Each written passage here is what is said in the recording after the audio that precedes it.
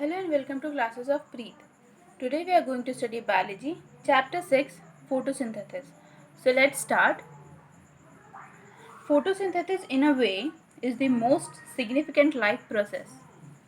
It provides food not only to the plant itself but all animal life including humans as well, and also the life supporting free oxygen gas in the atmosphere for breathing.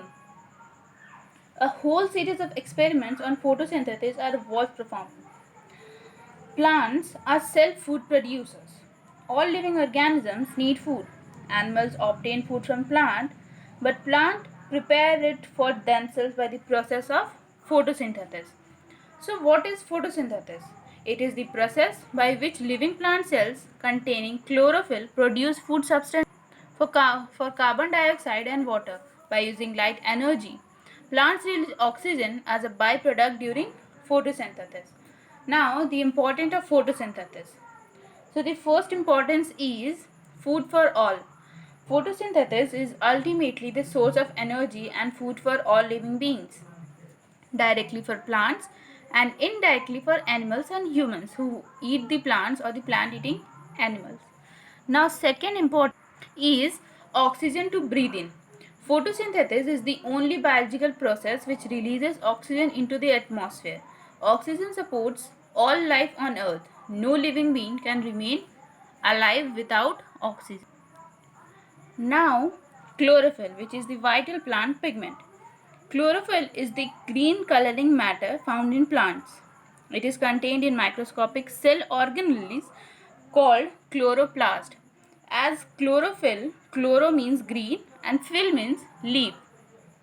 So it's a green leaf. Chloroplasts are minute oval bodies bounded by a double membrane, and their interior contains closely packed flattened sacs, that is thylakoids, arranged in piles, that is grana, lying in a colorless ground substance called stroma. Ordinarily, there may be 40 to 50 chloroplasts in a cell. The pigment chlorophyll is contained in the cells of thylakoids. It is a highly complex substance composed of carbon, hydrogen, oxygen, nitrogen, and magnesium. Chloroplasts are mainly contained in the mesophyll cells located between the upper epidermis and the lower epidermis of leaves. These are also found in the guard cells of stomata and in the outer layers of young green stems.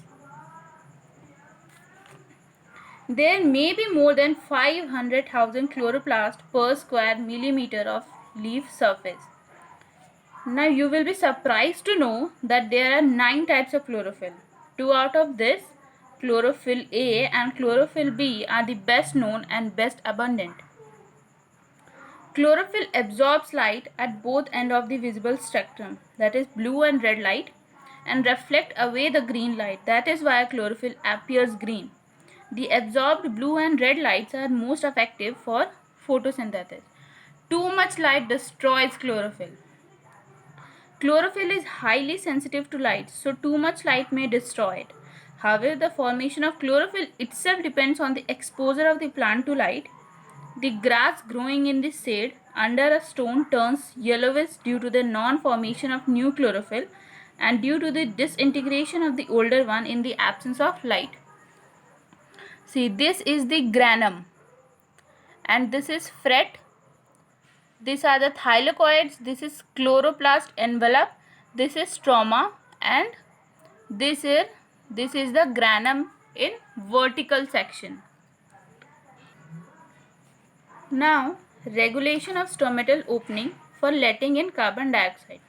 Stomata are minute openings occurring in large number of the lower surface of a cell.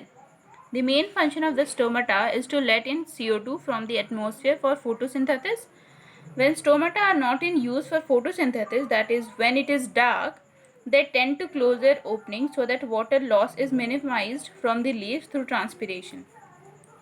And when there is light, as after sunrise, they reopen to allow carbon dioxide to diffuse in. Transpiration occurs along with photosynthesis. Due to this process, one can say that transpiration is the price which the plant pays for photosynthesis. The closing and opening of the stomata are on account of the movement of water in and out of the guard cells. They have a thick inner wall facing the opening and the thin outer wall on the opposite side. Opening and closing of stomata. So there are two theories about the opening and closing of stomata. First is the potassium ion concentration theory, which is the recent, and the second is sugar concentration, which is the old one. So first, potassium ion concentration theory. According to the recent potassium ion concentration theory, the stomatal opening and closing depend on the generation of potassium ion gradient. During daytime, the chloroplast in the guard cells photosynthesize, which leads to the production of ATP. This ATP is used to actively pump the potassium ions, which leads to the production of ATP. This ATP is used to actively pump the potassium ions of the adjacent cells into the ground cells. Increased potassium ion concentration in the guard cells makes them hypertonic, so more water from the adjacent cells is drawn in and the cells become more turgid and they move outwards to open out the stomatal pore. Reverse happens at night. The potassium ions leak out and thus reducing the turgor of guard cells and the stomatal pore closes. Now second, sugar concentration theory, which is the old one. According to the old sugar concentration theory, during daytime, the guard cells begin photosynthesis and the sugar, that is glucose, produced during the process increases the osmotic pressure which draws in water from the adjoining cells due to endoosmosis.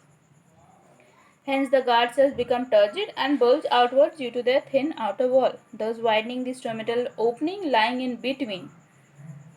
As the stomata open, the diffusion of gases in and out begins for fulfilling the need of photosynthesis and for allowing transpiration. The closing of the stomata, if for any reason the water content of the leaf is falling short, the water is drawn out of the guard cells due to exosmosis, making them flaccid. As a result, their inner thick walls strengthen to lose the stomata. So the next is process of photosynthesis, and this we will discuss in the next video, that is part 2. So here we have completed the half of the chapter. If you like the video, please turn the black thumb blue and subscribe the channel. Thanks for watching.